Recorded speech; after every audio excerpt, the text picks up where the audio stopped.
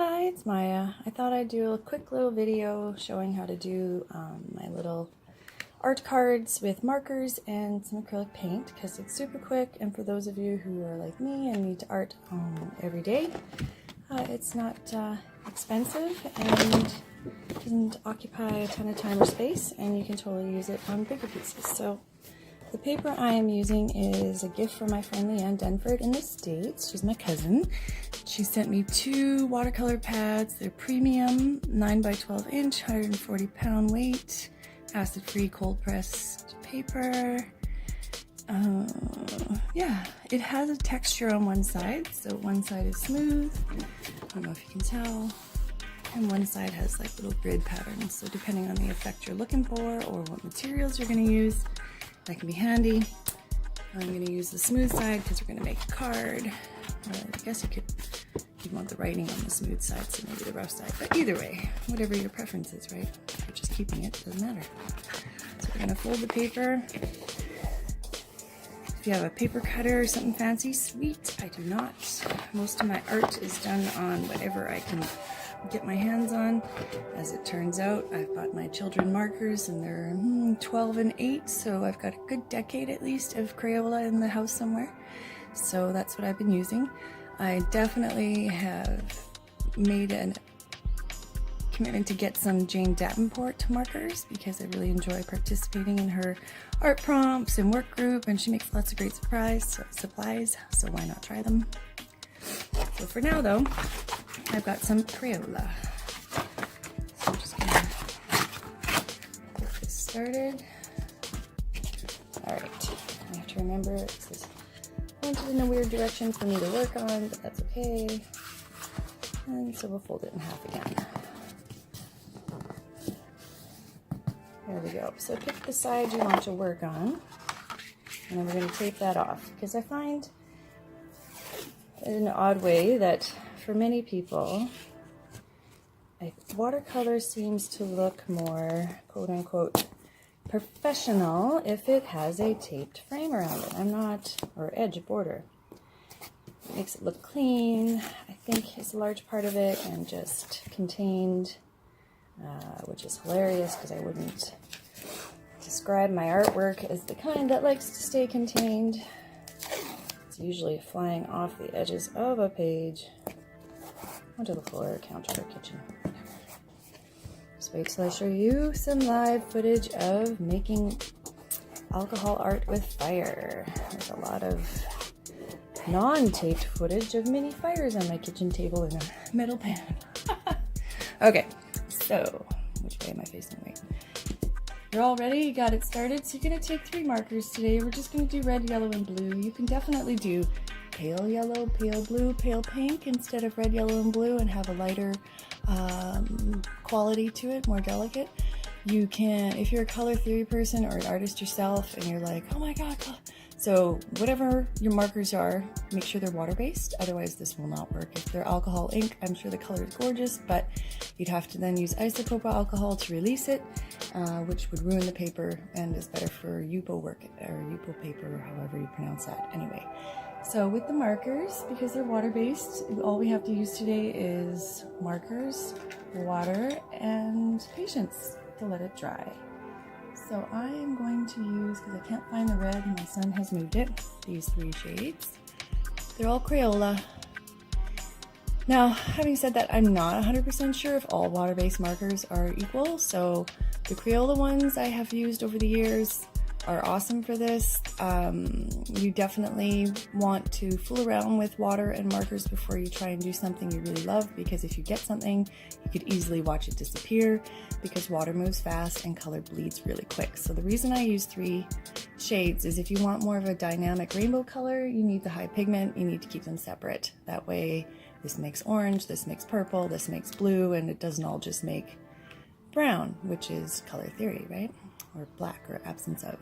So when the pigments all get together, they make a really nice mud. So that's the whole trick with this work, is you've got to kind of think a little bit ahead and just watch how much water you're using. So we're going to do a landscape. So we're going to keep the yellow in the middle.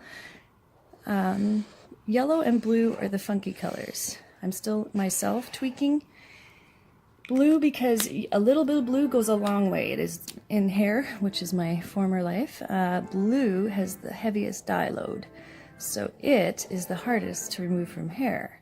And if you are anybody who likes to color their hair red, you know what I'm talking about, because red has the fattest dye load, so it actually comes out of the hair quickly, or the biggest dye load. Blue is the tiniest, so it's harder to remove. So in an art like this, you almost want to do the red and yellow first and go back in with blue in the second layer, but that's something a little more advanced. So for now, we're just going to show you how quick and easy you can make a sunset or landscape style watercolor looking picture with the markers in your house. So now, simple way, stripes. Obviously stripes, right? Easy peasy. And I just realized I forgot to grab water. I have coffee, but no water, so hang on one second.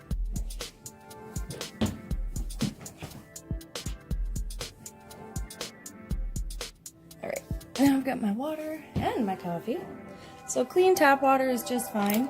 I will do a video where I do this process in a more Reiki style. So Reiki style, there's a little more intention and attention placed on the ingredients and some mindfulness exercises that go into it. All right, so we're gonna start by what I call releasing the color first. So we're gonna release the yellow, because like I said, everything else really spreads. The yellow is the more challenging one. It's my favorite color in all of these arts, but so you can see how it sort of starts to release.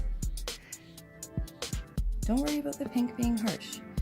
This is not a technique that's supposed to demolish your confidence.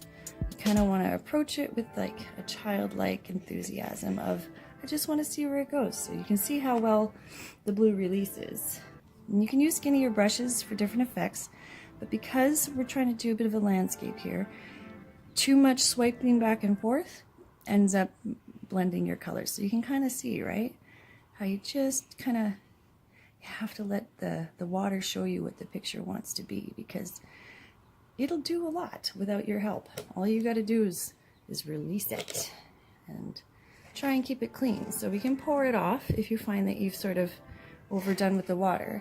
But the idea is to kind of let it sit in its space. So this is why I suggest you practice a little bit before you try and make something you like, because you could end up really quickly loving it and then watching it dissipate, because the water has a life of its own once it hits the page, which is super exciting for the artist explorer. But I could see how if you were in a class that would be frustrating. Sorry, and my cat is trying to get in on this because my hands are busy doing something that involves not petting him. Okay, so your background is done. So the hard part now is waiting for it to dry. Something you can do at this stage though, especially if you've got a little bit more of a darker line maybe on the top, is sprinkle some salt before you take a blow dryer to it, and it will add that really cool kind of crystalline texture into the picture.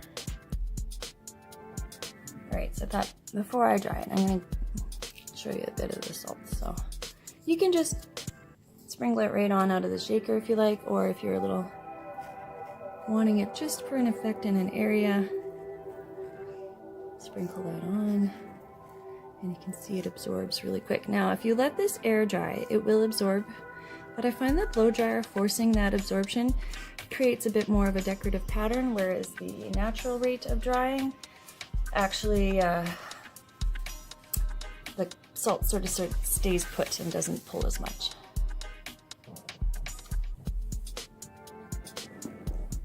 Okay. So I've blow dried it. It's now facing the right direction. So this is the sky port, and I don't know if you can see. I'm not sure if it'll let me play. Oh, it does.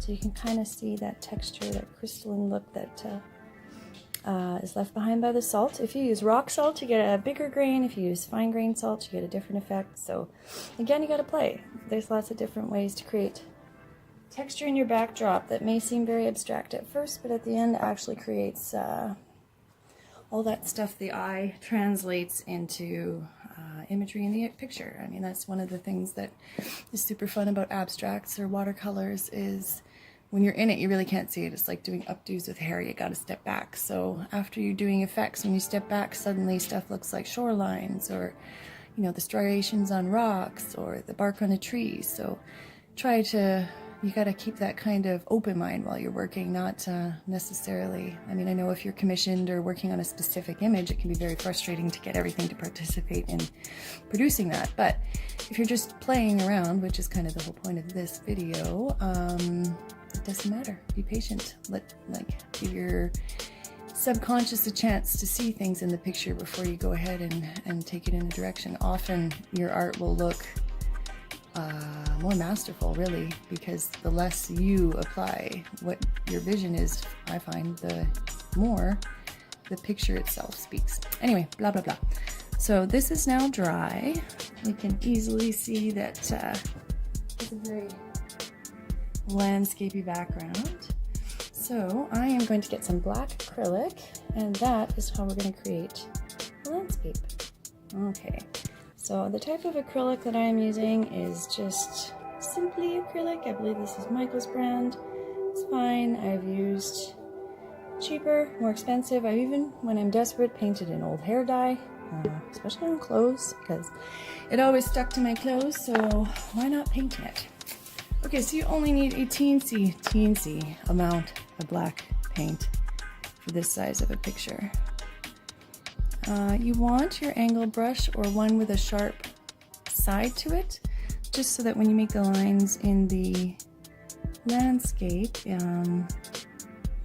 they have a bit of flow and some shape to them, because, like I say, less is more.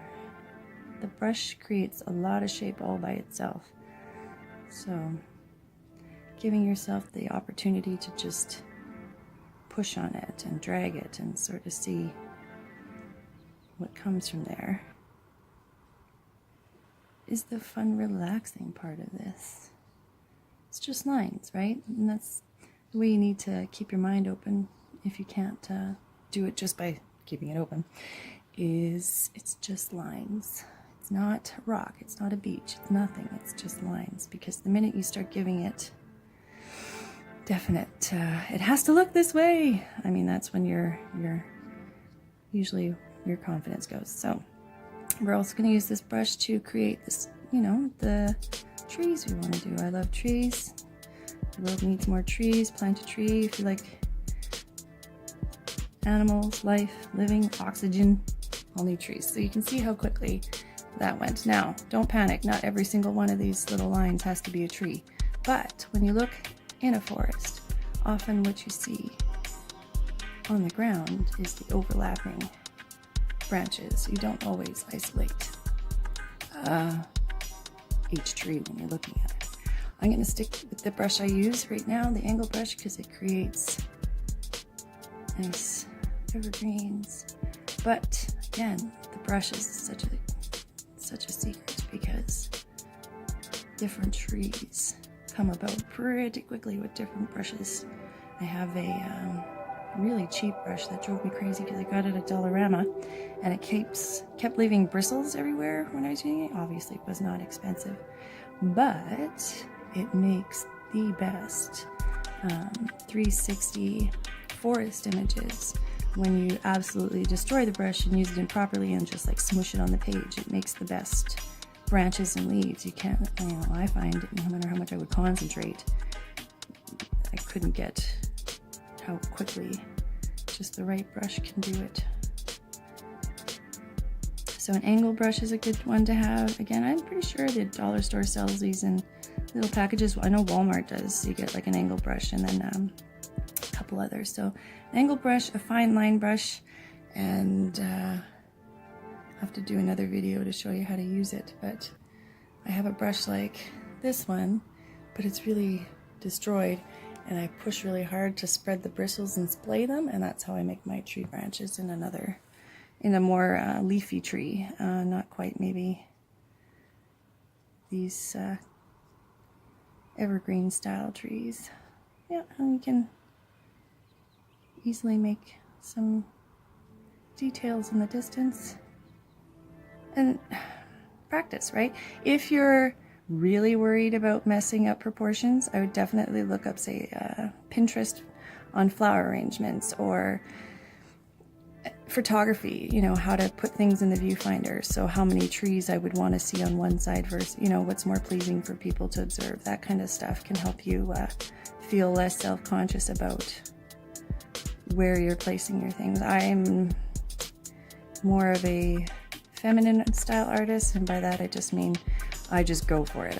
I like the structure and planning of some styles of art, but for the most part, the part that I call healing art or therapeutic art is done with way less forethought and more seeing what comes, which has been probably what I've learned the most in 2019, because I've done a lot more spirit intentive art. Like, I definitely want to work with it instead of just haphazardly. And I find with that the process isn't as relaxing. There's definitely an inner desire to scrap most of it because I don't feel the same communication I do when I do it just for me. So I feel like, oh, there's something wrong. This is just going to be a giant mess. And then at the end of it, most of the art that people have been giving me the most feedback on are definitely the ones that I spent the longest time struggling with spirit over, to just listen to its instruction and follow, instead of constantly trying to put my, oh, well, that, you know, I'll just add this, or if you want my opinion on the issue with life, it's the yeah buts, the and just, but I just, and I mean, I do it, my kids do it, the kids that supervise at lunch do it, I see it in practice constantly, where spirit is spoken and your instinct is to add to it, to tweak it somehow, instead of just allowing it to stand for itself. So this art I've been doing in 2018, 2019 is definitely to help me move into more of that trust work, instead of feeling the bite and sting of constantly, oh, well, you need to know how to do this, and you need to know how to do that. And no, the older I get, the less I feel that is true. So there's my 2 cents for you today. All right. And the other trick with these pictures is letting them dry. So blow dryers are super important, but if you're a patient person and you really want to make this more of a meditation, you can close your eyes and let the paint dry and center and work on, you know, more of a stillness exercise in that fashion. Or if you haven't been talking the whole time and are sort of in the zone when you're finished, this is the fun part, pulling off the tape, because that's what gives you that clean, like, ah, kind of, look how professional it looks on a card, right? Everybody wants to peel the tape off. Okay, and peeling off tape, there's lots of tutorials, but there is a knack to it. Often I will rip it, and those ones I can't give or sell on that wall. But if you hold the tape on an angle, not straight up, not forward 90 degrees, but sort of out at a 45 when you're pulling it off, you're less likely to shred an edge. Yeah. So that was a really simple, oh, did I actually get that? Easy art card. It doesn't take a lot of time. And I don't know, I kind of love it. And if you have a sheet of watercolor paper, you can get 2 cards per sheet. So if you wanted to make a gift set, it's very inexpensive. And if you're the type of person who's got good penmanship, or you have a pretty stamp, you can just, you know, put that in there. Voila. Well, thanks for watching. I hope that this makes the idea of using 3 markers, water, and a little bit of black acrylic paint less daunting and inspiring to do some landscapes. I would love to see yours, so absolutely tag me, share it with me, send me your version, tell me what you're doing, what markers you're using. If you're not using Crayola, what are you using? Does it release the water as easy? Do you struggle with the yellow and blue? Inquiring minds want to know. Anyway, have a great day, peeps.